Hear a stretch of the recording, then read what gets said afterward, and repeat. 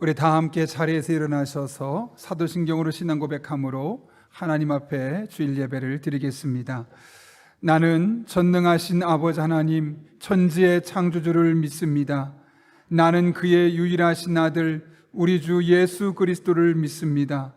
그는 성령으로 잉태되어 동정녀 마리아에게서 나시고 본디오 빌라도에게 고난을 받아 십자가에 못 박혀 죽으시고 장사된 지 사흘 만에 죽은 자 가운데서 다시 살아나셨으며 하늘에 오르시어 전능하신 아버지 하나님 우편에 앉아 계시다가 거기로부터 살아있는 자와 죽은 자를 심판하러 오십니다.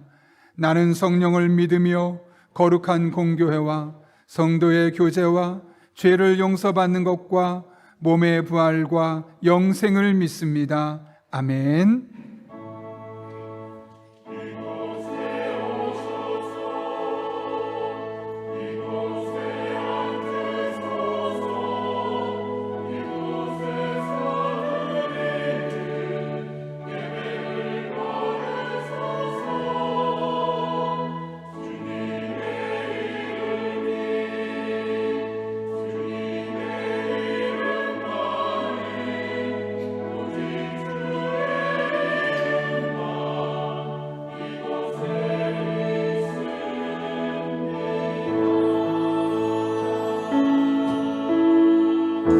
우리 예배를 받기에 합당하신 주님의 이름을 경배합시다. 하늘의 문을 여소서 이곳을 주목하소서 주를 향한 노래가 꺼지지 않으니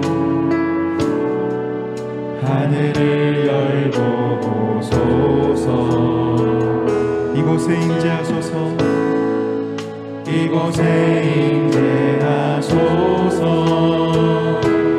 주님을 기다립니다. 기도의 향기가 하늘에 닿으니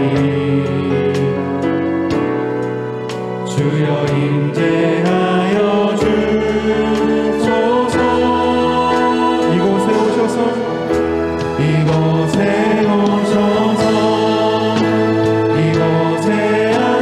앉으소서 이곳에서 드리는 예배를 받으소서 주님의 이름만이 오직 주의 이름만 이곳에 있습니다. 이곳에 오셔서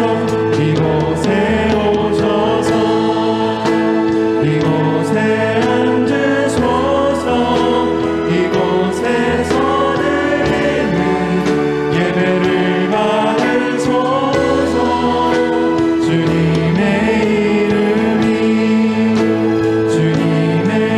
이름만이 오직 주의 이름만 이곳에 있음 오직 주의 이름만 이곳에 있음 오직 주의 이름만 이곳에 있습니다. 아멘. 다 함께 자리에 앉으셔서 우리 가운데 함께 하시는 놀라우신 성령 하나님을 찬양하며 나가겠습니다.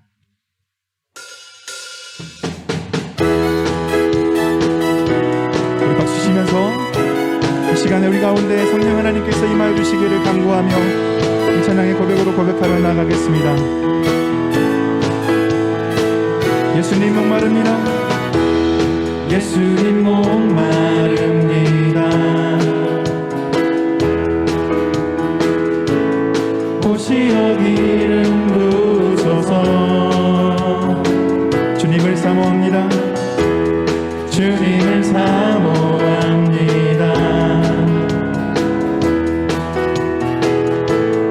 오셔서 채워주소서 성령의 불로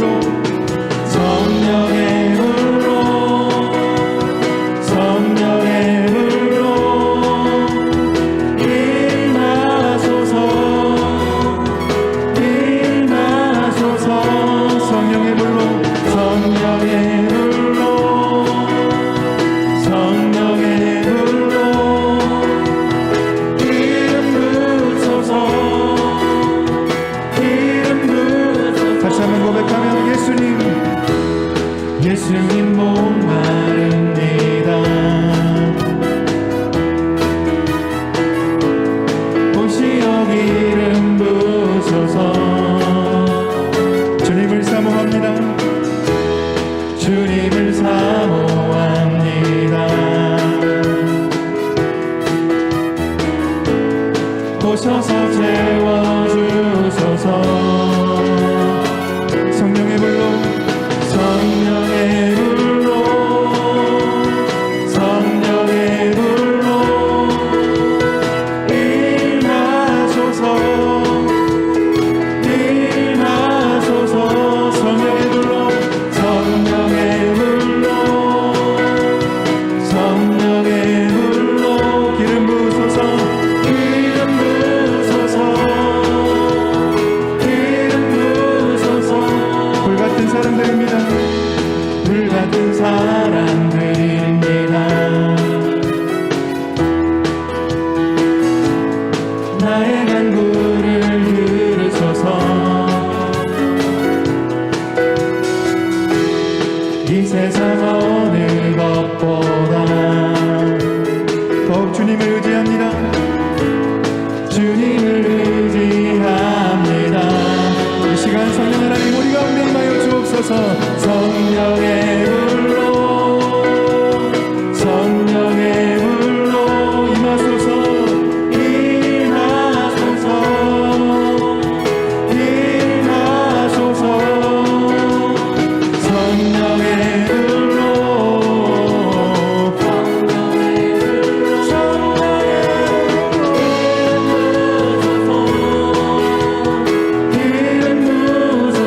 성령의 불로 성령의 불로 성령의 불로 임하소서. 우리에게 임하여 주옵소서. 우리 마지막으로 고백하며 성령의 불로 불로 성령의 불로 기름 부으소서. 기름 부으소서. 이 시간 우리 가운데 임하실 주님의 성령을 찬양하며 나아갑니다. 우리를 충만케 하여 주옵소서. 주님 우리를 태워 주옵소서. 정결케 하여 주옵소서. 아멘.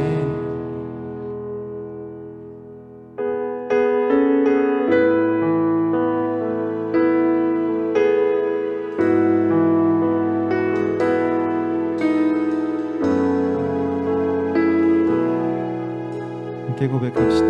주의 보좌로 나아갈 때 주의 보좌로 나아갈 때 어떻게 나가야 할까?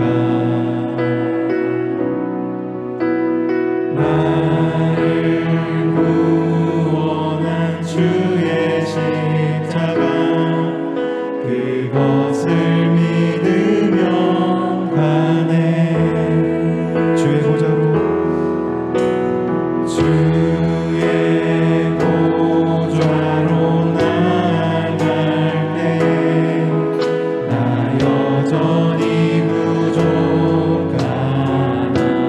나를 품으신 주의 그 사랑 나를 품으신 주의 그 사랑 그것을 믿으며 가네. 자격 없는 내 힘이 아닌 자격 없는 내 힘이 아닌 오직 예수님의 보혈로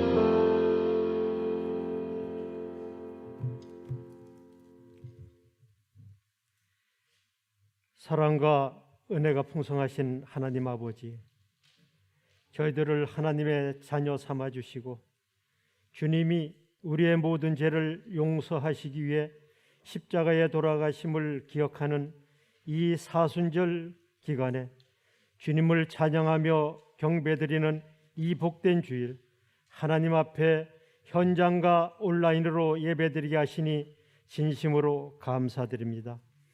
사랑의 하나님, 저희들 한 주간의 삶 가운데 하나님 뜻에 합당하게 살려고 하였지만 부족하고 연약하여 세상의 안일만을 추구하고 영적인 일에 너무나 나태했음을 이 시간 고백하며 회개합니다. 저희들을 긍휼히 여기시어 용서하여 주옵소서. 사랑의 하나님, 이 시간도 코로나로 인해 어려움을 겪고 있는 사람들과 또 강원도 산불로 인하여 삶의 터전과 의욕을 잃은 많은 사람들이 있습니다. 하나님 도와주셔서 많은 도움의 손길이 끊이지 않게 하시고 주님의 사랑과 도우심으로 몸과 마음 모든 환경의 치유와 회복의 역사가 나타나게 하옵소서. 우리 용인영락교회 올 한 해 표어를 행복한 사람 행복한 세상으로 정했습니다. 교역자와 성도들이 사랑과 믿음의 공동체로 하나 되어 목표를 실천하는 일에 말씀과 함께 촐로 역정을 통해 일상의 삶에 적용하여 하나님의 자녀로 행복을 맛보며 간증하는 삶 되게 하여 주옵소서. 사랑의 하나님, 내일부터 봄 전교인 새벽 기도회가 시작됩니다.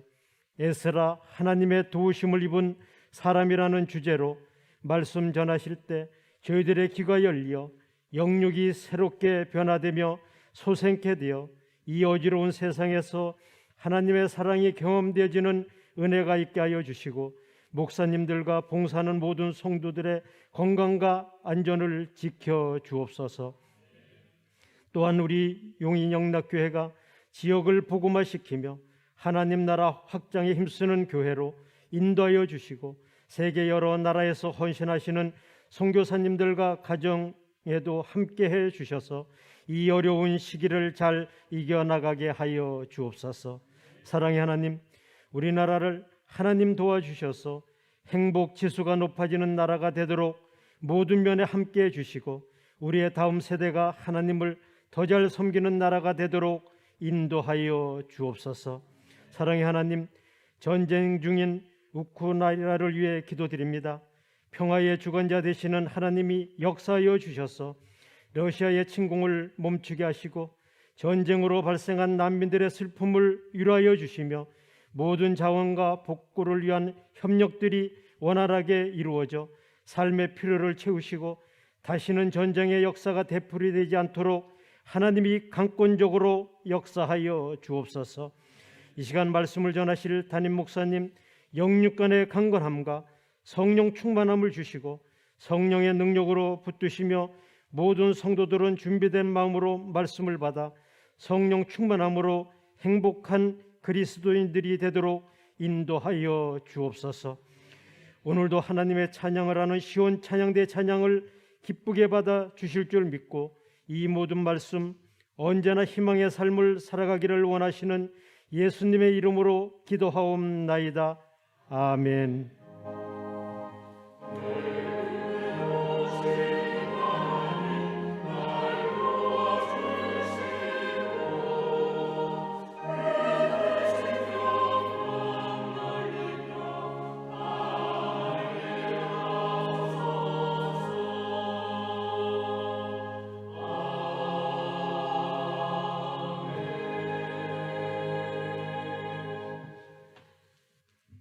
오늘 우리에게 주시는 하나님의 말씀은 요한복음 19장 23절에서 27절 말씀입니다. 요한복음 19장 23절에서 27절까지 말씀입니다. 신약성경 181면에 있습니다. 하나님의 말씀을 봉독하겠습니다. 군인들이 예수를 십자가에 못 박고 그의 옷을 취하여 네 깃에 나누어 각각 한 깃씩 얻고 속옷도 취하니 이 속옷은 호지 아니하고 위에서부터 통으로 짠 것이라. 군인들이 서로 말하되 이것을 찢지 말고 누가 얻나 제비 뽑자 하니 이는 성경에 그들이 내 옷을 나누고 내 옷을 제비 뽑나이다 한 것을 응하게 하려 함이로라. 군인들은 이런 일을 하고 예수의 십자가 곁에는 그 어머니와 이모와 글로바의 아내 마리아와 막달라 마리아가 섰는지라. 예수께서 자기의 어머니와 사랑하시는 제자가 곁에 서 있는 것을 보시고 자기 어머니께 말씀하시되 여자여 보소서 아들이니이다 하시고 또 그 제자에게 이르시되 보라 내 어머니라 하신대 그때부터 그 제자가 자기 집에 모시니라. 이것은 하나님의 말씀입니다. 아멘.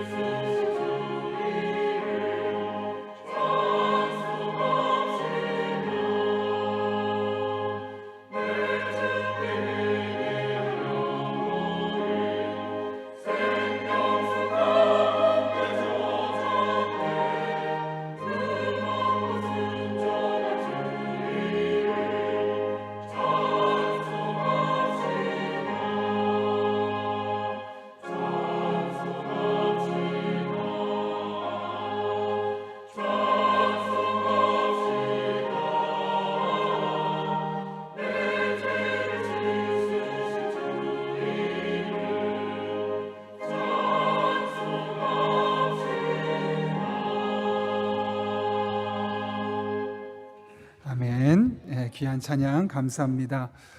귀의 소식 전하기에 앞서 우리 한가족 3월 환영식을 진행하도록 하겠습니다. 우리가 한 마음으로 같이 축복해 주시길 바라고요. 오늘 환영식에 참여하는 분은 한가족 교육을 다 거쳐서 정식으로 우리 교회 성도님이 되셨습니다. 호명할 때 자리에서 일어서 주시면 감사하겠습니다. 강전우 성도님 잠깐 일어서시겠습니다. 우리 축하하고 축복하려고 하는데요. 함께 박수로 축복송 부를 때 제가 선물 전달하도록 하겠습니다.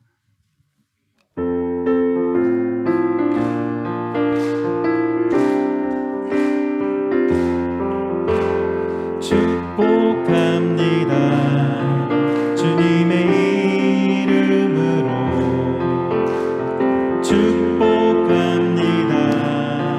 주님의 사랑으로 이곳에 모인 주의 거룩한 자녀에게 주님의 기쁨과 주님의 사랑이 충만하게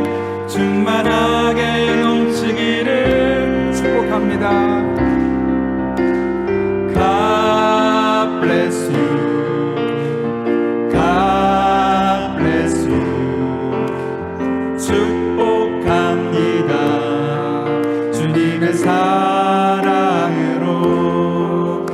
다 함께 축복의 박수 부탁합니다. 예, 감사합니다. 예, 자리에 앉으시겠습니다. 옆에 앉아 계신 김은숙 집사님의 남편 되십니다. 네, 네, 교회 소식 여러분 앞에 전하겠습니다. 말씀과 함께 철로역정으로 되어 있는데요. 내일부터 2주간에 걸쳐서 전교인 새벽기도회가 진행됩니다. 잘 아시는 것처럼 에스라를 중심으로 그러나 우리 철로역정에 맞춰서 본문이 진행됩니다. 그래서 이번에는 좀 2주 동안 기억하시라고 뒤쪽에 스티커까지 있어서 출석 스티커를 오실 때마다 드리고요. 밑에다가 본인 기도 제목을 2주 동안 하나님 앞에 드릴 기도 제목을 적어서 새벽 기도 전에 혹은 기도 함께하는 시간에 꼭 이거 놓고 하나님 앞에 같이 기도하면 좋겠습니다. 여기다 하나 적어서 2주 동안 하나님 앞에 드릴 기도 제목 적고 또 특별한 기도 제목이 있으면 내주시면 저희가 또 앞에 모아서 아침마다 제가 새벽에 끝나고 내려가서 계속해서 기도하도록 하겠습니다. 아울러 차량 운행표가 홈페이지에 있고 또 로비에 비치되어 있으니 확인하시고 필요하신 분은 가져가시면 되겠습니다. 우리가 늘 하는 기도지만 우리가 작정하고 마음을 먹고 하는 기도는 또 다른 은혜가 있는 것 같습니다. 내일부터 시작되는 2주간의 기도에 저도 더 많이 기도하고 준비하려고 하고요. 여러분들도 하나님 앞에 여러 가지 모습으로 기도할 것들 꼭 붙들고 나와서 함께 기도하셨으면 좋겠습니다. 이번에 개근하시는 분, 현장이든 온라인이든 개근하시는 분들에게는 크진 않지만 또 작지도 않은 선물을 준비하고 있습니다. 교회 이 로고가 들어간 무릎 담요를 이번에 드려서 여러분들이 새벽 기도 때든 언제든 활용할 수 있도록 이렇게 도움이 되려고 합니다. 두 가지 색깔로 준비하고 있으니까요. 여러분들 꼭 많은 분들 참여 부탁드리겠습니다. 계속해서 주보 참고하시면 여러분 앞에 말씀 소식 전하겠습니다. 현장 예배와 온라인 예배가 병행해서 드려지고 있는데요. 가능한 한 현장과 온라인 예배는 다를 수밖에 없습니다. 그러니 가능하신 분들은 나오셔서 예배 드리는 것이 여러분의 영적인 건강에 훨씬 더 유익하리라 생각합니다. 교회에서는 방역을 철저하게 하고 있습니다. 계속해서 예배 안내입니다. 오늘 원포인트 예배로 드립니다. 작년과 교회 학교가 같은 본문으로 말씀의 내용도 비슷하게 전하고 있습니다. 꼭 오늘이든 이번 한 주간에 예배를 가정에서 함께 드리셨으면 좋겠고요. 저희 교회에서 준비하고 있는 내용들은 혹시 다음에는 같이 아이들과 예배를 드리는 부분도 교역자들과 논의하고 있습니다. 아울러 오늘 1시에 장로의 발족식이 있습니다. 은퇴하신 분들 또 시모 협동으로 수고하고 계신 분들 우리가 또 은퇴하다 보면 서로 교제의 폭이 너무 좁아지는 것 같아서 우리 안수 집사에 모이는 것처럼 권사에 모이는 것처럼 장로님들도 함께 서로 모여서 서로를 위해 기도하는 그런 교제 모임을 준비하고 있습니다. 위에서 기대해 주시기를 부탁드립니다. 토요일에 교육위원회가 있습니다. 그리고 명재희 청년이 학원에서 영어로 많은 아이들을 가르치고 있는데 정말 뛰어난 강사입니다. 중학교 3학년에서 고등학교 3학년 학생 중에 학원을 다니지 않는 어려운 좀 형편이 좀 어려운 아이들이 되겠죠. 꼭 형편이 어렵지 않더라도 학원을 다니지 않는 아이 중에 고등 영어반을 원하시는 신청해 주시면 되겠습니다. 실제적으로 성적이 오를 수 있도록 본인이 그동안 노하우를 통해서 전달해 준다고 하니까요. 많은 분들의 적극적인 참여 부탁합니다. 화요일에 교우사업장 신방이 있고요. 개업한 교우가 있습니다. 한경희 집사님 가정 기흥역 근처입니다. 골목집이라는 이름의 음식점을 개업했습니다. 어려운 시기에 개업했는데 또 잘 풀려지고 또 많은 분들이 참는 그런 것이 될 수 있도록 기대해 주시기를 부탁드립니다. 더 자세한 광고는 주보를 참고해 주시고요. 제가 기도가 하나님 말씀 나누겠습니다. 살아계신 아버지 하나님, 오늘도 불러주시고 함께 예배하게 하신 은혜 진심으로 감사를 드립니다. 말씀을 듣는 이 시간 우리의 마음의 문을 활짝 열어주시고 들려지는 말씀이 내게 주시는 말씀으로 들려지는 은혜의 시간 되게 하여 주옵소서. 예수님의 이름으로 기도하옵나이다. 아멘. 우리 한번 앞뒤 좌우에 있는 분에게 이렇게 인사하고 축복합니다. 당신이 가족이라 감사합니다. 이렇게 인사하고 축복합니다.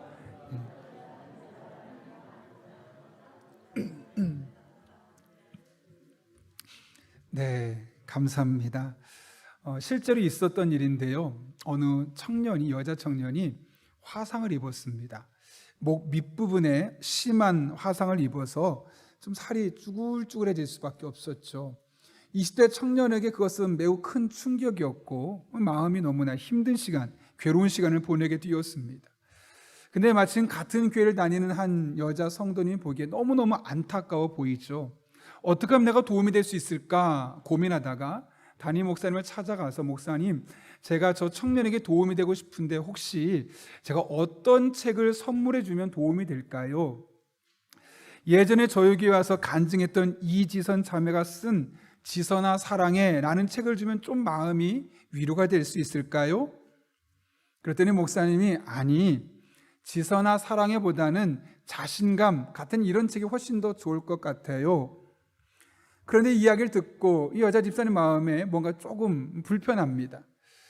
본인이 지선아 사랑해라는 책을 읽고 너무나 많은 감동을 입었고 또 실제로 수많은 사람이 그 책을 읽고 나서 위로를 얻었는데 검증된 책을 선물하는 게 좋지 않겠는가 라는 마음이 들어서 목사님이 다른 책을 추천했지만 서점에 가서 아무리 찾아도 지선아 사랑해라는 책은 찾을 수가 없었고, 그래서 자신감이라는 책을 사서 그녀에게 찾아가서 선물을 주게 되었습니다. 너무 고맙죠. 20대 청년이 너무나 고맙다고 감사하다고 하면서 선물 포장을 딱 뜯으려 하다가 갑자기 묻습니다.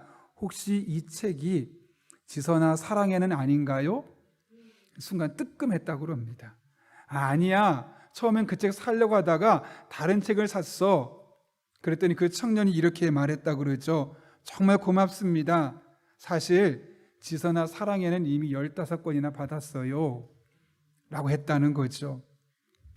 내가 보기에 가장 좋은 선물처럼 보이고 내가 보기에 이 상황에 가장 적합한 것이라고 판단했지만 상대방에게는 가장 좋은 것이 아닐 수도 있다는 것이죠.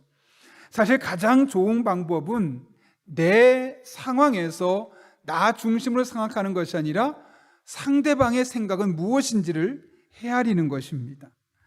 우리가 대화할 때도 상대방의 말을 해석할 때도 마찬가지죠. 내 입장에서 상대방의 말을 해석하는 것이 아니라 상대방이 왜 그런 말을 하게 되었을까? 또 그 말에는 어떤 의미가 담겨 있을까?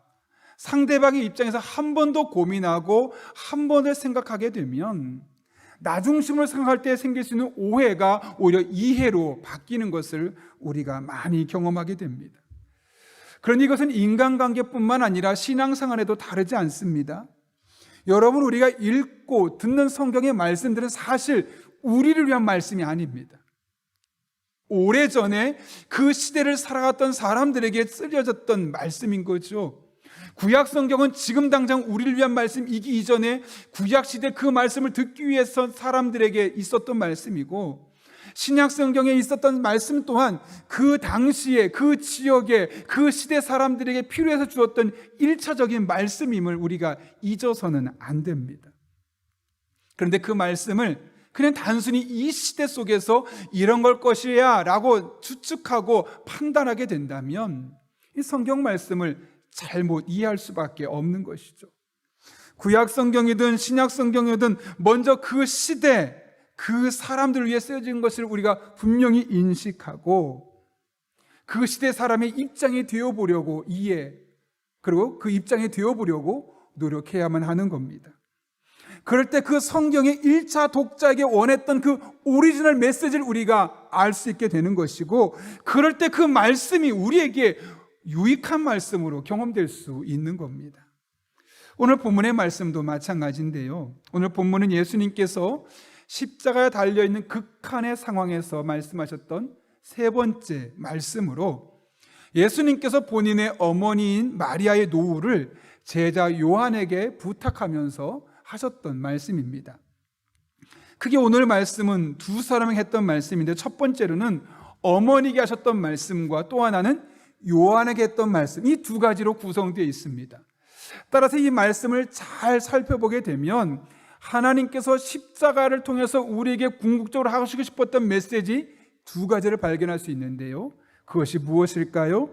첫 번째로는 사명을 따라 살아가는 우리의 죽음은 결코 헛된 죽음이 아니라는 겁니다. 예수님은 어머니와 사랑하는 제자인 요한을 함께 보면서 어머니 마리아에게 이렇게 말씀하죠. 26절 말씀입니다. 예수께서 자기의 어머니와 사랑하시는 제자가 곁에 서 있는 것을 보시고 자기 어머니에게 말씀하시되 여자여 보소서 아들이니이다 하시고, 여러분, 어머니를 부르는 예수님의 모습을 보면서 어떤 생각이 드셨습니까? 정상적이라기보다는 뭔가 이상하다는 생각이 들지 않습니까? 뭐 예수님이 홍길동도 아니고 아버지를 아버지라 부를 수 없고 어머니를 어머니라 부를 수 없는 존재가 아니지 않겠습니까? 당연히 어머니라고 부르는 것이 정상적인 반응일 겁니다. 그리고 예수님은 십자가에 못 박혀있는 상태이기 때문에 얼만큼 살지 모르고 어쩌면 이 어머니라는 말이 그분의 입에서 나오는 마지막 말일 수도 있습니다. 그러면 또박또박 어머니라고 부르는 것이 정상적인 반응이겠죠. 그런데 그럼에도 불구하고 예수님 오늘 어머니가 아니라 여자여라고 부르고 있다는 겁니다. 왜 이렇게 부르셨을까요?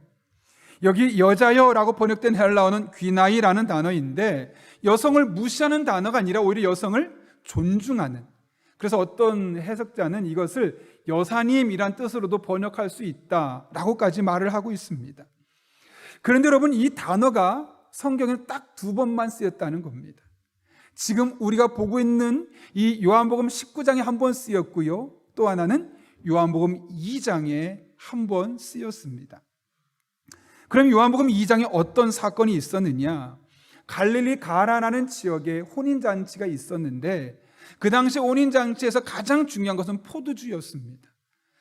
포도주의 양이 적었는지 아니면 하객이 많았는지 모르겠지만 어찌됐든 포도주가 절대적으로 부족한 상황이 되었습니다. 그 상황을 가장 먼저 캐치했던 예수님의 어머니 마리아가 예수님께 찾아와 말씀합니다. 포도주가 다 떨어져 가고 있습니다. 어떻게 좀 해보자는 거죠. 그때 예수님께서 하셨던 말씀이 요한복음 2장 4절인데 이렇게 기록되어 있죠. 예수께서 이르시되 여자여 나와 무슨 상관이 있나이까? 내 때가 아직 이르지 아니하였나이다. 그 말씀을 듣고 나서 예수님의 어머니 말씀하시죠. 그의 어머니가 하인들에게 이르되 너에게 무슨 말씀을 하시든지 그대로 하라 하니라. 이렇게 예수님은 처음으로 어머니에게 여자여라고 말했습니다. 그 말을 듣는 어머니가 아마 성경에 기록되진 않았지만 큰 충격을 받았을 겁니다. 아니 이놈의 자식이? 라고 생각했을지 모르겠습니다. 그런데 중요한 것은 여자여라는 말 그 뒤에 나온 표현입니다. 뭐라고 말합니까? 내 때가 아직 이르지 아니하였나이다. 여기서 내 때는 무엇일까요? 예수님께서 이 땅에 오신 목적이 무엇입니까? 메시아로서 우리의 죄를 구원하실 구원자로서 오셨는데 아직 내가 그 일을 행할 때가 아닙니다 라고 말하면서 여자여 라고 말씀하고 있는 것이죠. 중요한 것은 그 이야기를 듣고 나서 예수님의 어머니의 반응입니다. 그의 어머니가 하인들에게 이르되 너에게 무슨 말씀을 하시든지 그대로 해라. 아직까진 때가 이르지 않았지만 그분이 말씀하신 때가 되면 무슨 일이든 하는 대로 순종하면 하나님의 능력이 나타나겠구나, 그런 마음이 있었기 때문이죠. 따라서 여기서 여자여라는 표현은 단순히 어머니를 높여보는 표현 정도가 아니라 예수님께서 메시아로서 사명을 시작하는 그 순간에 나는 메시아입니다, 나는 구원자입니다라는 사실을 어머니께 다시 한번 각인시키고 있는 작업임을 알 수 있는 것이죠. 실제로 요한복음 2장의 이것은 예수님께서 처음으로 행하셨던 기적입니다. 오늘 본문의 요한복음 19장 말씀도 같은 맥락이죠. 여러분, 예수님께서 지금 십자가에 못 박혀 죽으시는데 왜 못 박혀 죽고 계십니까? 메시아로서 우리의 죄를 대신 지시고 죽으시기 위해서, 우리를 구원하시기 위해서, 그 사명을 감당하기 위해서 예수님께서 지금 십자가를 지고 있는 것 아니겠습니까? 이게 지금 무슨 말씀일까요? 예수님께서 메시아로서 처음 사명을 시작할 때 어머니를 여자여라고 부르셨고, 예수님께서 메시아의 사명을 마지막으로 끝나실 때 어머니를 여자여라고 부르셨다는 것을 우리에게 분명하게 말씀하고 있는 것이죠. 메시아 사역의 시작과 메시아 사적의 끝에서 어머니라고 부르고 있는 겁니다. 따라서 예수님께서 어머니를 여자여라고 부른 것은 단순히 여성을 부르는 것이 아니라 자신의 죽음이 인류를 구원하기 위한 그 인류의 구원자적 관점에서 보고 있음을 의미하는 것이며, 어머니 또한 자신의 죽음을 억울하게 죽는 한 사람의 죽음이 아니라 메시아로서, 구원자로서 사명을 감당하기 위해서 죽어가고 있다는 사실을 가르쳐 주기 위해서 어머니에게 일부러 여자여 라고 말씀하시고 십자가에서 죽어가시고 있었던 겁니다. 따라서 우리는 이 짧은 말씀을 통해서 예수님께서 죽음이라는 것을 어떻게 보고 있었는지를 알 수 있죠. 여러분, 예수님이 죽으시는 모습을 당시 사람들은 어떻게 보았을까요? 거룩한 죽음으로 보았을까요? 그렇지 않습니다. 불쌍한 사람, 억울한 사람, 괜히 나서다가 쓸데없이 죽는구나, 의미 없는 죽음 정도의 수준으로 예수님의 죽음을 평가절하했었습니다. 그러나 예수님은 오늘 본문을 통해서 나의 죽음은 의미 없는 죽음이 아니라 참 의미 있는 죽음이고 목적 있는 죽음이고 메시아로서 인류를 구원하기 위한 사명을 마무리하는 죽음이다 라는 사실을 우리에게 보여주고 있는 겁니다. 그리고 그것이 가능했던 것은 예수님께서 한평생 본인의 사명이 무엇인지를 알고 그 메시아로서 뚜벅뚜벅 본인에게 주어지기를 걸어왔고 마지막 순간까지 그 일을 감당하시고 계셨기 때문에 가능한 일임을 볼 수 있게 되는 것이죠. 여러분, 우리의 죽음도 다르지 않습니다. 우리의 죽음, 상황과 사람에 따라 일찍 죽는 사람이 있을 수 있습니다.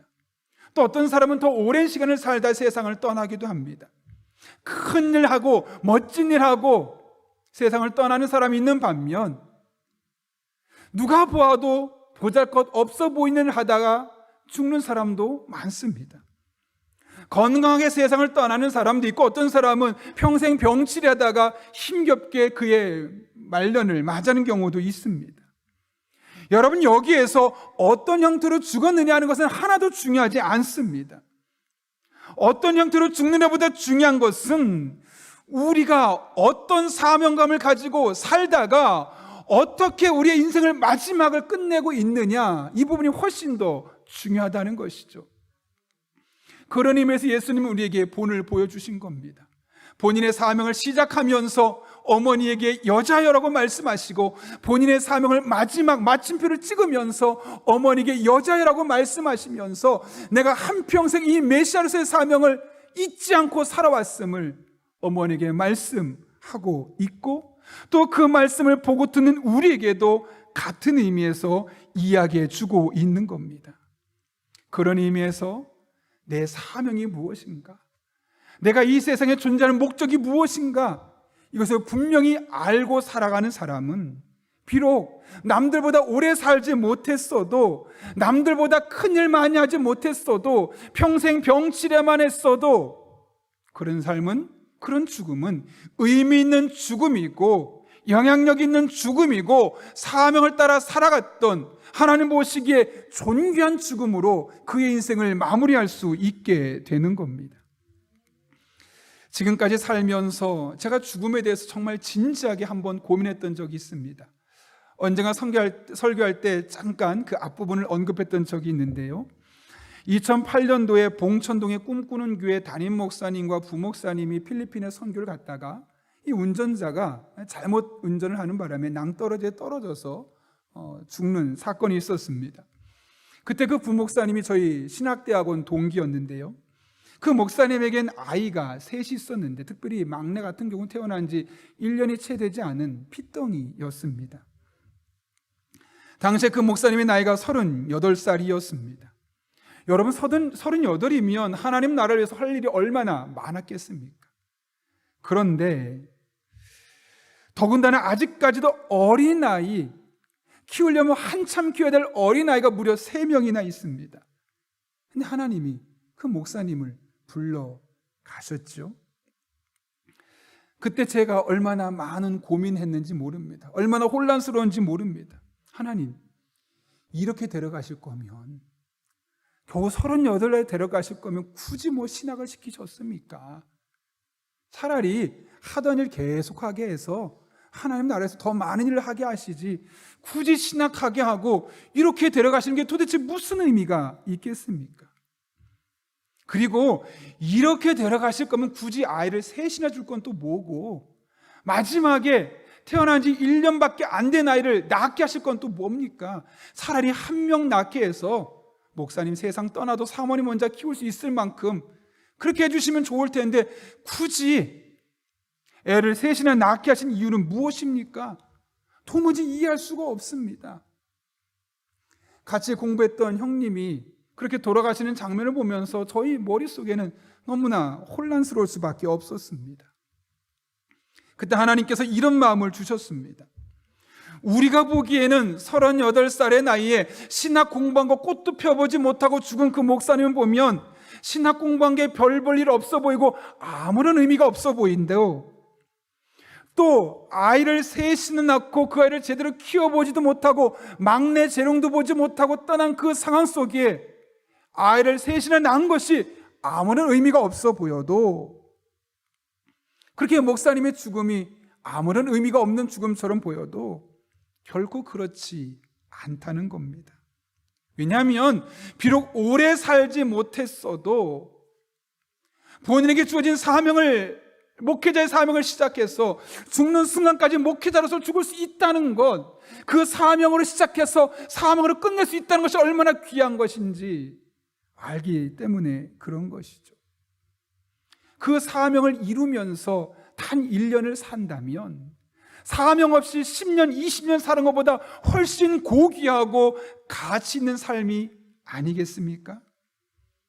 그렇다면 그 목사님의 삶은 결코 무의미한 삶이 아니었고, 그 목사님의 죽음은 결코 무의미한 죽음이 아니라 하나님 보시기에 존귀한 죽음일 수 있었던 것이죠. 사명감을 가지고 살아가는 우리 모두의 죽음은 그 자체로 의미가 있습니다. 큰일 하지 못하도 상관없습니다. 유명하지 않아도 상관없습니다. 여러분이 병치를 해서 세상을 빨리 떠나도 상관없습니다. 여러분이 이 세상에 왜 존재하는지 그 사명을 분명하게 인식하고 그 사명을 따라서 하루하루 살아간다면 단 하루를 살고 세상을 떠나도 하나님은 박수를 쳐줄 것이고, 단 하루를 살고 세상을 떠난다 할지라도 하나님은 그의 죽음을 고귀하게 가치 있게 보기 때문에 그렇습니다.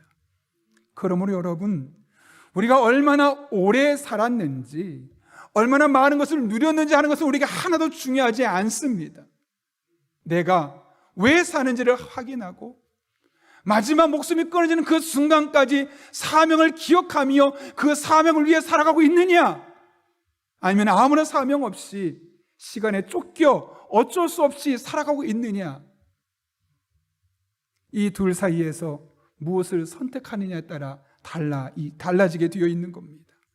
바라기는 저도 여러분도 내가 도대체 왜 이 세상에 존재해야만 하는지, 내가 왜 이 일을 해야 하는지, 내가 왜 이 직업을 갖고 있어야 하는지, 내가 왜 이 집안의 가장으로 혹은 배우자로, 자녀로, 부모로 존재해야 하는지, 그 분명한 사명을 인식하고 우리의 생명이 끊어지는 그 순간까지 사명을 감당하며 살아가는 저와 여러분 한 분 한 분 될 수 있기를 예수님의 이름으로 축원합니다. 그런가 하면 오늘 본문을 통해 깨닫게 되는 두 번째 교훈은, 우리 모두는 예수 그리스도 안에서 한 가족이라는 겁니다. 어머니를 요한에게 맡기며 여자여 보소서 아들이니다 라고 말씀하신 주님께서 이제 요한에게 말씀하시죠. 뭐라고 말씀하십니까? 오늘 본문 27절 말씀입니다. 또 그 제자에게 이르시되 보라 내 어머니라 하신대 그때부터 그 제자가 자기 집에 모시니라. 여러분, 예수님은 어머니의 노년을 제자 요한에게 부탁했죠. 그리고 요한은 그때부터 예수님의 어머니인 마리아를 마치 자기의 어머니처럼 자기 집에서 모셨다고 말합니다. 전승에 의하면 요한은 이후로 에베소라는 곳으로 이사를 가게 됐는데, 예수님의 어머니 마리아도 함께 이사 가서 죽을 때까지 그곳에서 요한과 함께 살았다고 합니다. 참 귀한 헌신이죠. 그런데 여러분, 오늘 이 본문의 말씀을 들으면서 뭔가 이상하다고 느끼지 않습니까? 예수님은 왜 자신의 어머니를 제자인 요한에게 맡겼을까요? 여러분, 오늘 본문 25절을 볼까요? 25절을 보면 예수님께서 십자가에 못 박히던 장면에 그 주변에 누가 있었는지를 이야기하고 있는데, 여러분 한번 읽어보겠습니다. 시작. 예수의 십자가 곁에는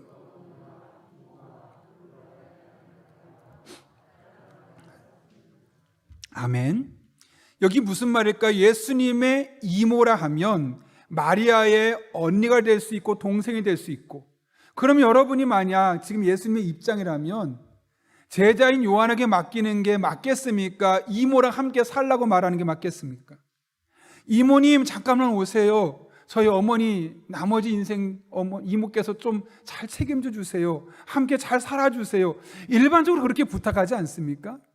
더군다나 마가복음 6장 3절을 보면 예수님에겐 동생도 많았습니다. 이렇게 기록되어 있죠. 이 사람이 마리아 아들 목수가 아니냐? 야고보와 요셉과 유다와 시몬의 형제가 아니냐? 그 누이들이 우리와 함께 여기 있지 아니하냐? 여기 보면 예수님에게 남동생만 4명이 있었습니다. 더군다나 그 누이들이라고 말한 것으로 봐서 적어도 2명 이상, 많게는 3명, 4명까지 될 수 있겠죠. 그러면 적어도 예수님의 동생이 6명입니다. 그럼 어떻게 부탁하는 게 정상일까요? 동생들아, 내가 먼저 세상 떠나지만 너희는 남아 계신 어머니를 너희들이 잘 힘을 합쳐서 돌봐드려라. 이게 일반적인 부탁 아니겠습니까? 이모에게 부탁을 하거나 동생들에게 부탁을 해서 어머니의 노년을 책임질 수 있도록 하는 게 우리가 일반적으로 쓰는 방법인데, 오늘 본문을 보게 되면 예수님은 이모도 아니요, 동생들도 아닌 제자 요한에게 부탁을 하고 있고, 더 신기한 건 뭐냐면 요한이 아멘으로 순종할 뿐만 아니라 그날 이후로 예수님의 어머니 마리아가 돌아가실 때까지 자기 집에서 함께 모셨다고 합니다. 그리고 여러분, 이 사실을 왜 우리에게 언급하고 있는 걸까요? 하나님 안에서 진정한 가족이 무엇인지를 우리에게 보여주기 위해서죠. 우리가 일반적으로 가족이라고 쓸 때 쓰는 표현들은 실제로 피로 나눈 사람들을 의미하죠. 그래서 혈연관계라는 말을 씁니다. 그런데 여러분, 가족이 이런 가족만 있던가요? 제가 아는 목사님 중에, 함께 사역했던 목사님 중에 입양을 하셨던 목사님이 있는데요, 처음에는 남자아이 하나만 입양을 했습니다.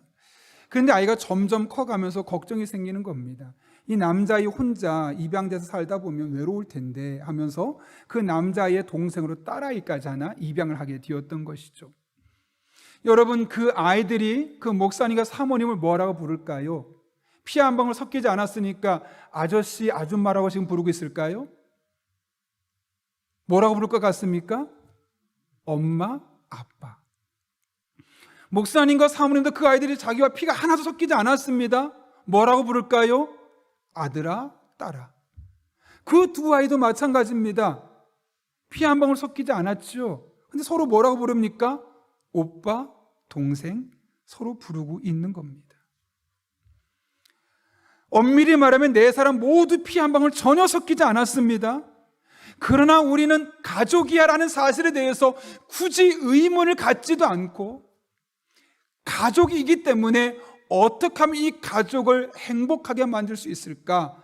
아빠는 아빠로서의 역할을 충실히 감당하고, 엄마는 엄마로서의 역할을, 또 아들은 아들로서, 딸은 비록 입양됐지만 그 딸로서의 역할을 막내로서 감당하고 있는 것 아니겠습니까?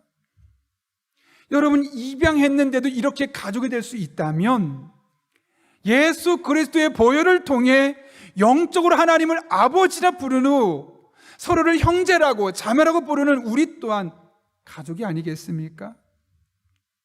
그렇다면 서로 아름다운 가족 공동체를 만들어 가기 위해서 내게 주신 일이 무엇인지를 찾고 이 가족을 아름답게 만들기 위해서 우리는 또한 노력하고 수고해야만 하는 것이죠.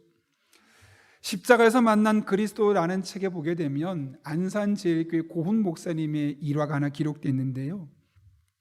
하루는 교인 중에 한 분이 점심에 갈비를 사드리겠다고 초청을 해서 이제 그분을 만나려고 교회 사무실 나가는데, 이 교회 정중앙 마당 앞에 한 연세가 지긋한 어르신이 양말을 팔고 있는 겁니다. 멀리서 보니 어머니가 맞습니다. 그래서 가까이 가면 어머니 불편할까 봐 그냥 일부러 멀리 돌아가는데 문득 이런 생각이 드는 겁니다.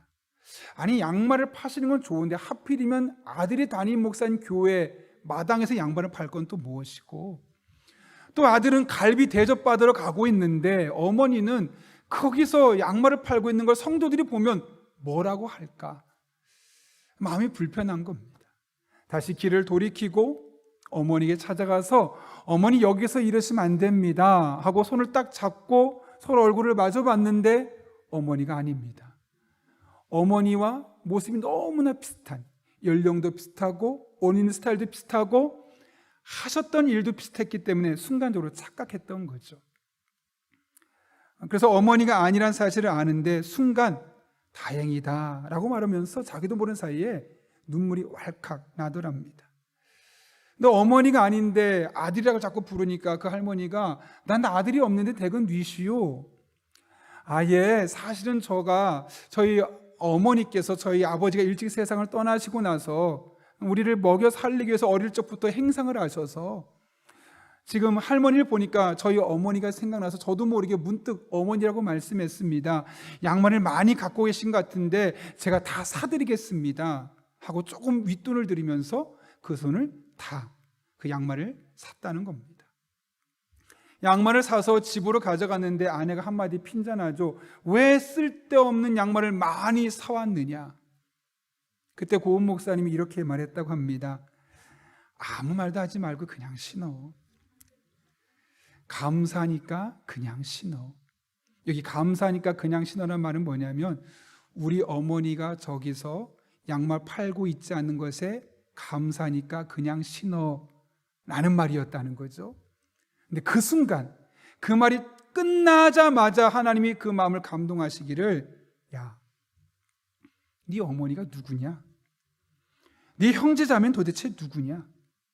네 어머니가 이곳에서 장사하지 않는 것이 그렇게 기쁘고 감사하냐?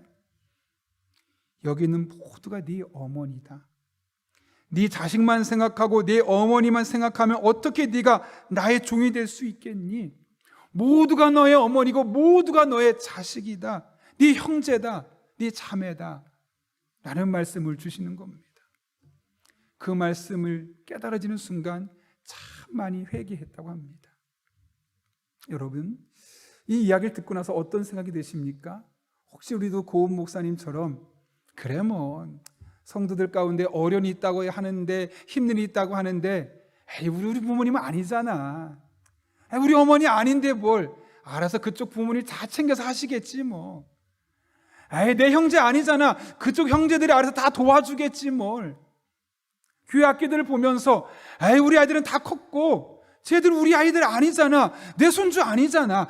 알아서 그 집에서 오죽 잘 키우겠어 하면서 교회 안에 어르신들을 나의 부모님이 아니니까 관심 받게 두고, 옆에 함께 신앙생활을 하는 성도들을 내 형제자매 피부치가 아니니까 관심 받게 두고, 오늘도 이렇게 밑에 와서 예배드리고 있는 우리 아이들을 보면서 그래 내 아이 아닌데 뭐 에이, 그 집에서 얼마나 예뻐하겠어, 얼마나 귀여워하겠어, 걔를 위해서 얼마나 많은 노력하겠어, 다 키울 테니까 걱정하지 않아도 돼.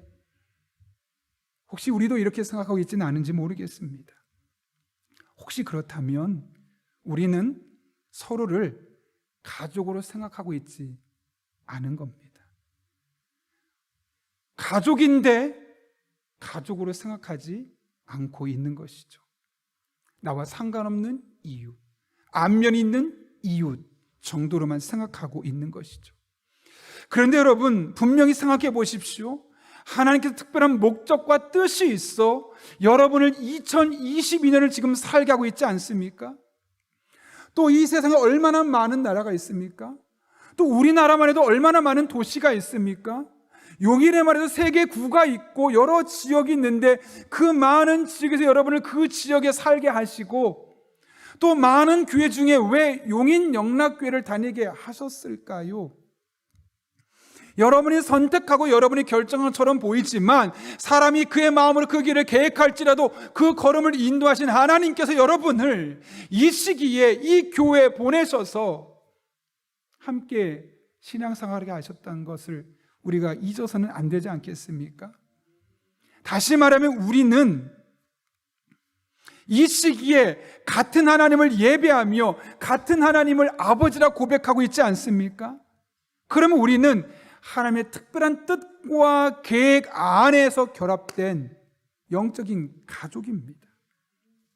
그럼 어떻게 되겠습니까? 나의 삶을 돌아볼 뿐만 아니라 각자 다른 이들의 삶을 돌아보아 하나님을 충만한 기쁨을 선사하는 사람이 되어야 하는 것이죠. 어쩔 수 없이 관심 갖는 것이 아니라 의도적으로 관심을 갖고 의도적으로 기도해 주고 의도적으로 위로해 주는 그런 관계가 교회 안에 있어야 되지 않겠습니까? 어떤 분들은 종종 말합니다. 코로나도 끝나지 않았는데 왜 자꾸 오이코스로 모이라고 하고 왜 자꾸 구역으로 모이라고 하는지 모르겠다. 그냥 혼자 나 와서 은혜 받고 그냥 내 삶 내가 살면 다 되는 거 아니냐. 다른 사람 피해 주지 않고 그냥 내가 할 일, 나 은혜 받고 내 생활 내가 하면 그것만으로 충분한 거 아니겠느냐 라고 말씀하시는 분도 있을 수 있습니다. 그런데 그런 생각이 들수록 우리가 잊어서는 안 됩니다. 우리는 예수 그리스도 안에서 이미 한 가족입니다. 가족은 서로 노력하게 됩니다. 어떻게 하면 우리 가족이 서로 사랑할 수 있을까? 어떻게 하면 우리 가족이 더욱더 행복해질 수 있을까? 여러분 늘 고민하지 않겠습니까? 남자분들 여자분들 왜 그렇게 열심히 일하고 돈 법니까? 왜 열심히 그렇게 가족을 먹여 살리려고 노력합니까? 가족 행복하려고요. 서로 같이 행복하려고요. 그래서 교회가 가족이라는 것이죠. 우리 영적인 공동체, 용인영락교회 공동체가 하나님 안에서 우리 맺어진 한 가족이라는 것이죠. 그래서 우리는 이 가족을 아름답게 만들기 위해서, 행복하게 만들기 위해서 서로 사랑하고 서로 배려하고 서로 기도하고 마음과 마음을 나눌 수 있어야 하는 것이죠. 사도행전 2장 44절부터 47절까지 말씀 보게 되면 본인들이 가족이라는 사실을 너무나 잘 알았기에 신앙생활을 하며 서로 노력했던 교회 모습이 있는데요. 우리 함께 44절부터 47절까지 세 번역으로 한 절씩 한 절씩 천천히 한번 읽어보겠습니다. 같이 읽습니다. 시작. 믿는 사람은 모두 함께 지내며 모든 것을 공동으로 소유하였다. 그들은 재산과 소유물을 팔아서 모든 사람에게 필요한 대로 나누어 주었다. 그리고 날마다 한 마음으로 성전에 열심히 모이고 집집이 돌아가면서 빵을 떼며 순전한 마음으로 기쁘게 음식을 먹고 하나님을 찬양하였다. 그래서 그들은 모든 사람에게서 호감을 샀다. 주님께서는 구원받는 사람을 날마다 더하여 주셨다. 아멘. 왜 이들이 이렇게 했을까요? 가족이라고 생각했기 때문이죠. 만약 우리가 가족이다라는 생각을 하지 않았다면 전혀 이렇게 해야 할 이유가 없습니다. 내 것을 희생하고 우리 집을 오픈하고 나뿐만 아니라 상대방도 기쁨을 누릴 수 있도록 도와주고 이런 일들을 하게 되는 이유는 우리는 가족이다. 우린 가족이다. 라는 분명한 인식이 그들에게 있었기 때문이라는 것이죠. 그리고 그들이 서로 가족으로 어울려 살아가니까 예수 믿지 않는 사람에게 그 교회가 매력적인 교회, 호감을 사는 교회가 될 수밖에 없었고 하나님의 눈에도 호감을 받는 교회여서 구원받는 사람을 날마다 더하여 주셨다라고 분명하게 말씀하고 있는 것이죠. 여러분, 우리는 가족입니다. 예수 그리스도 안에서 용인영락교회 공동체는 가족입니다. 이 사실을 믿으십니까? 믿는데 심정적으로 마음으로 그것이 잘 되지 않는다면 안 된다고 그냥 거부하지 마시고요. 하나님께 기도하십시오. 하나님, 가족이라면서요. 그런데 잘 사랑되지 않습니다. 하나님, 가족인데 상대방의 마음을 헤아리고 싶은 마음이 전혀 생기지 않습니다. 그런데 가족이니까 상대방의 마음을 헤아리고 싶습니다. 가족이니까 상대방을 배려하고 싶습니다. 가족이니까 상대방을 위해서 늘 기도하고 싶습니다. 가족으로 느낄 수 있도록 저에게 그렇게 해 주십시오 라고 기도해야 되지 않겠습니까? 한번 그렇게 기도해 보십시오. 전혀 가족 같지 않았던 사람들이 가족으로 경험되는 것을 느끼게 될 것입니다. 그래서 세상 그 어디에서도 경험할 수 없는, 교회 안에서만 경험할 수 있는 이 영적인 가족들만 누릴 수 있는 이 하나님의 은혜가 여러분 한 분 한 분의 삶 가운데 풍성하게 경험될 것입니다. 이 은혜를 누리며 살아가는 여러분 한 분 한 분 될 수 있기를 예수님의 이름으로 축원합니다. 우리 함께 기도하려고 하는데요, 한 1분 정도만 기도하겠습니다. 여러분, 살다 보면 우리들의 삶 가운데 죽음에 대한 두려움이 자꾸 다가옵니다. 그러나 사명감을 가지고 살아가는 사람에게는 그 죽음도 아름답고 의미 있고 고귀한, 존귀한, 가치 있는 죽음이 될 수 있다고 말합니다.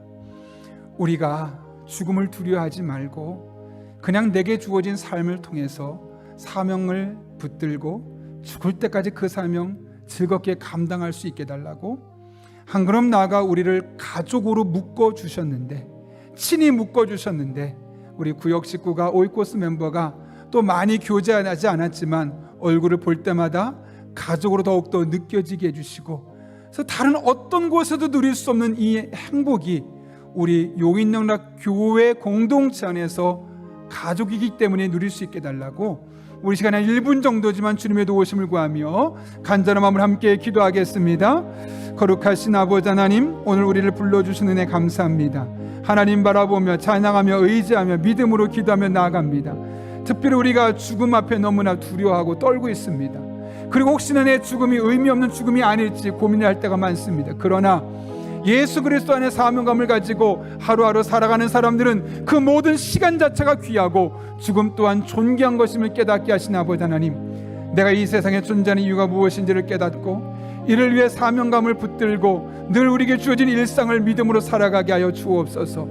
하나님께서 우리를 용인영락 교회 안에서 한 가족으로 묶어주셨습니다. 하나님께서 묶어주신 가족, 그러나 때로는 가족으로 느껴지지 않을 때가 얼마나 많은지 모릅니다. 이를 놓고 기도합니다. 하나님, 우리 성도들의 가족으로 느껴지게 하여 주시옵소서. 가족으로 경험되게 하여 주시옵소서. 그 세상 그 어디서도 경험할 수 없고 누릴 수 없었던 이 은혜가 용인영락 교회 공동체 안에서 가족이기 때문에만 누릴 수 있는 그 은혜가 우리 성도들의 삶 가운데 날마다 경험되게 하여 주옵소서. 그래서 하나님과 사람들에게 매력적인 성도, 매력적인 교회 되게 도와주시고 하나님이 주목해 보시는 믿음의 공동체가 될 수 있도록 주님 은혜를 더하여 주옵소서. 거룩하신 아버지 하나님, 죽음 앞에 검을 내는 자들에게, 우리에게 사명감을 따라 사는 것이 존귀한 삶이고, 그렇게 살면 그의 모든 인생이 존귀하고 죽음까지도 하나님 앞에 귀한 것임을 깨닫게 하시는 은혜 진심으로 감사를 드립니다. 내가 왜 사는지를, 그 사명을 늘 깨닫고 의식하고 사명감을 따라 우리의 마지막 날까지 믿음으로 달려나가는 주의 종들 되게 하여 주옵소서. 우리를 특별한 계획과 뜻이 있어 용인영락교회를 다니게 하시고 한 가족으로 엮어주시는 은혜 진심으로 감사를 드립니다. 다 알지는 못하지만 우리가 서로 가족으로 느끼고 서로 가족으로 알고 서로 가족으로 사랑하며 살아갈 수 있도록 우리에게 가족의 마음을 심어 주옵소서. 그래서 교회 안의 공동체 안에서 이 가족의 은혜를 누릴 때 세상 밖에서 그 어느 것도 경험할 수 없었던 것이 교회 안에서 날마다 순간마다 경험할 수 있도록 주님 은혜를 더하여 주옵소서. 함께 하실 줄로 믿사오며 예수님의 이름으로 기도하옵나이다. 아멘. 우리 함께 찬송가 620장 부르실 때 마지막 절에 일어서서 봉헌하시겠습니다.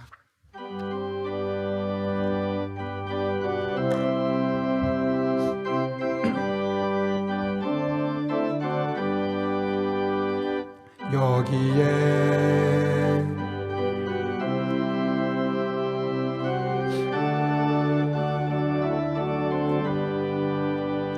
주께서 이 자리에 함께 계심을 아노라. 언제나 주님만을 찬양하며 따라가리니 시험을 당할 때도 함께 계심을 믿노라. 이 믿음 더욱 굳세라. 주가 지켜주신다. 어두운 밤에도 주의 밝은 빛 인도하여 주신다. 주님이 뜻하신 일 헤아리기 어렵더라도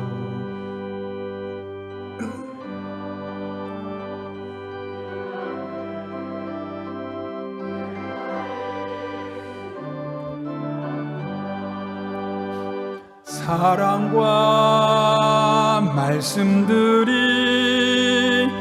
나를 더욱 새롭게 하니 때로는 넘어져도 최후 승리를 믿노라. 이 믿음 더욱 굳세라. 주가 지켜주신다. 어두운 밤에도 주의 밝은 빛 인도하여 주신다. 여기에 모인 우리 이 시간 가정에서 예배드리신 분들은 준비한 예물을 하나님 앞에 정성껏 드리도록 하겠습니다.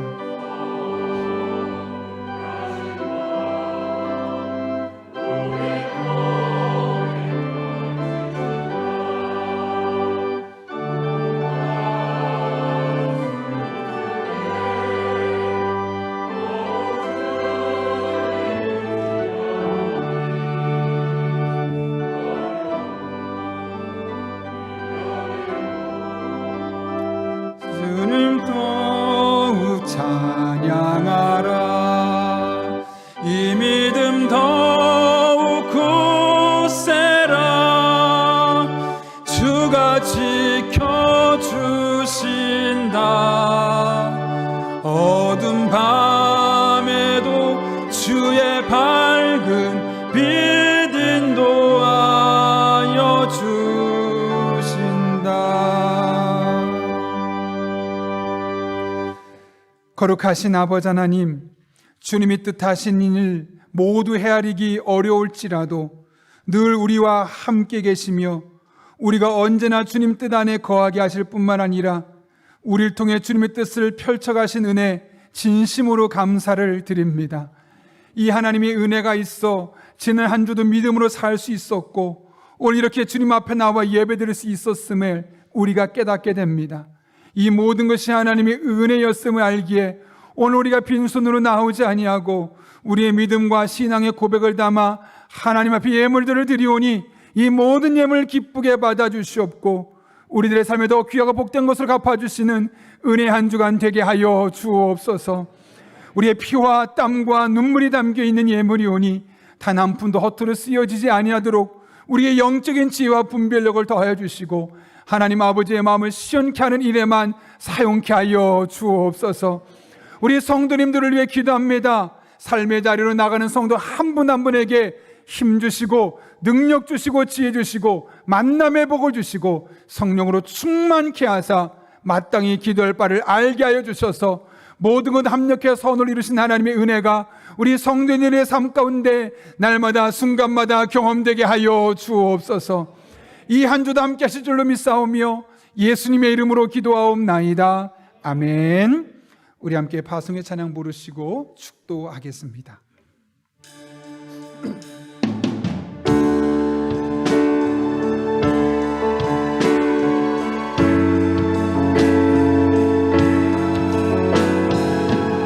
것이 하나님의 은혜로만 가능합니다.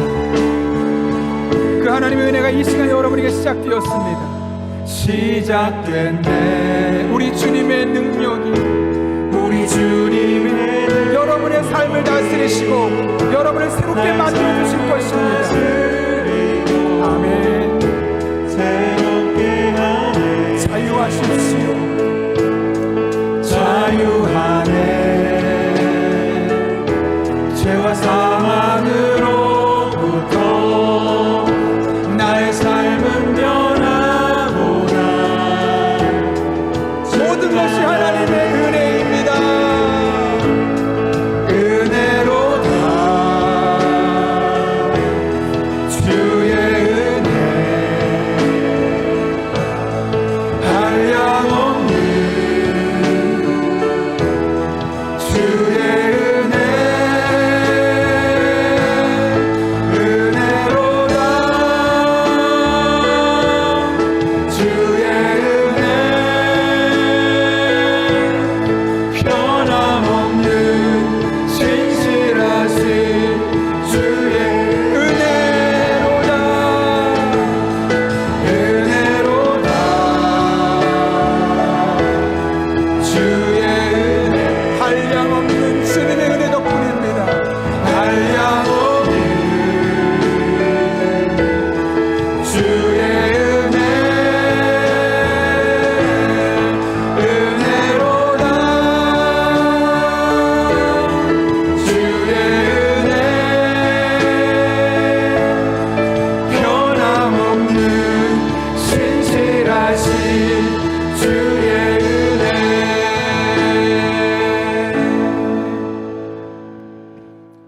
지금은 변함없고 신실하신 우리 주 예수 그리스도의 은혜와 하나님 아버지의 사랑하심과 성령님의 역사하심이 오늘 주신 말씀을 내게 주신 말씀으로 받고 내게 주신 사명을 붙들고 마지막 생명이 끊어지는 그 순간까지 사명을 따라 살고 우리가 하나님 안에서 영적인 가족임을 알고 영적인 가족을 아름답게 만들기 위해서 남은 한평생 믿음으로 살기를 결단하는 이 자리에 머리 숙인 한 영혼 위에 그들의 삶의 자리, 우리 교회와 나라와 민족, 북한 땅과 온 세계 열방 가운데 이제부터 영원토록 함께 하시옵기를 간절히 축원하옵나이다. 아멘.